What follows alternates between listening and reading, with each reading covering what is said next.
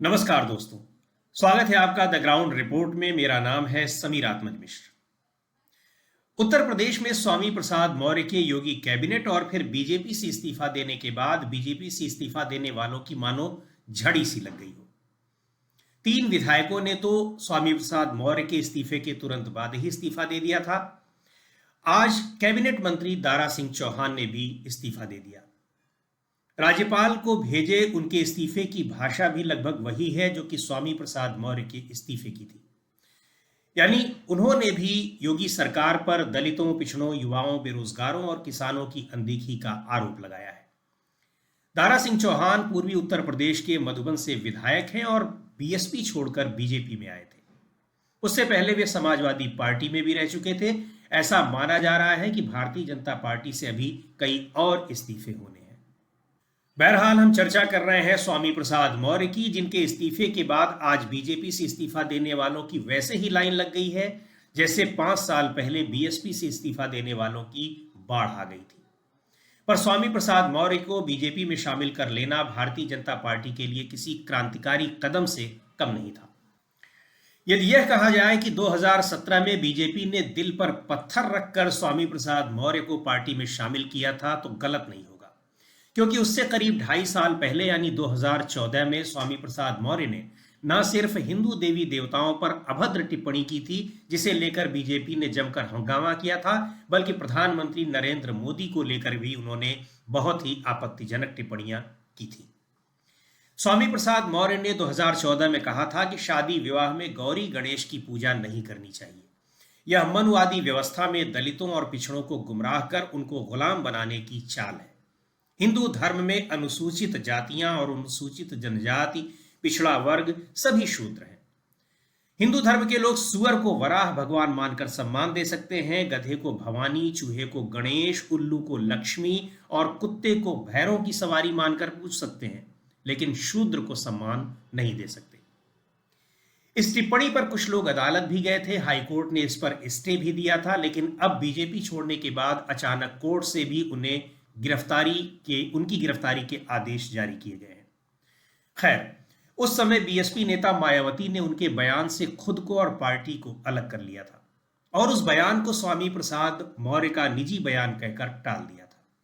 लेकिन उसके बाद से ही मायावती की निगाहें टेढ़ी हो गई, क्योंकि बीएसपी हाथी नहीं गणेश है, ब्रह्मा विष्णु महेश है का नारा काफी पहले दे चुकी थी और उसी की बदौलत यानी सोशल इंजीनियरिंग की बदौलत साल 2007 में पूर्ण बहुमत की पहली बार अपनी सरकार बनाने में कामयाब हुई थी।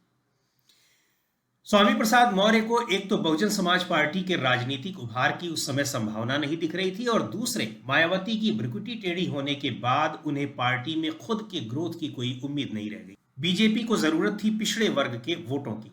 ओम प्रकाश राजभर, अपना दल जैसे अपनी जाति में मजबूत आधार रखने वाले छोटे दलों और नेताओं के सहारे इन वर्गों तक पहुंच बनाने की वो कोशिश कर रही थी, तो उसे स्वामी प्रसाद मौर्य में भी भरपूर संभावना दिखी।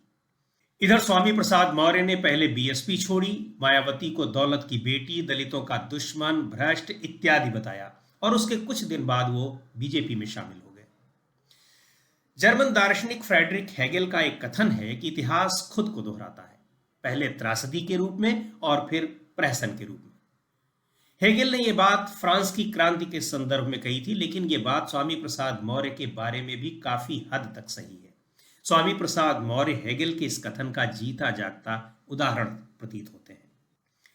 बीजेपी हिंदू और हिंदुत्व के उद्धार का दंभ भरती है, लेकिन कुछ वोटों की लालच में उसे उन देवी देवताओं के लिए दी गई गालियां और अभद्र भाषा का भी ख्याल न रहा जिनके नाम पर वो वोट मांगती है और अपना वोट बैंक समझने वालों को गुमराह करती है। हालांकि बीजेपी के इस चरित्र के उदाहरण के तौर पर इलाहाबाद और बनारस में तोड़ी गई देवी देवताओं की सैकड़ों मूर्तियां और तमाम प्राचीन मंदिर भी हैं, लेकिन इनकी चर्चा फिर कभी। आज बात कर रहे हैं हम स्वामी प्रसाद मौर्य की। तो स्वामी प्रसाद मौर्य बीजेपी में आ तो गए, मंत्री भी बन गए, बेटी को सांसद भी बना दिया और बेटे को भी टिकट दिलाने में कामयाब रहे। भले ही उसको जिता ना पाए हो, लेकिन पार्टी में उनको वो रुतबा नहीं हासिल हो सका जो कि बहुजन समाज पार्टी में रहते हुए उन्हें हासिल था। वो रुतबा तो उन्हें शायद समाजवादी पार्टी में भी ना हासिल हो सके, लेकिन इतना जरूर है कि यहां आकर वो कुछ और राजनीतिक सौदेबाजी जरूर कर लेंगे, जो बीजेपी में रहकर शायद अब ना कर पाते। दूसरी बात यह कि पिछले 5 साल से हो रही कथित उपेक्षा का अच्छा खासा सबक तो उन्होंने बीजेपी को दे ही दिया है।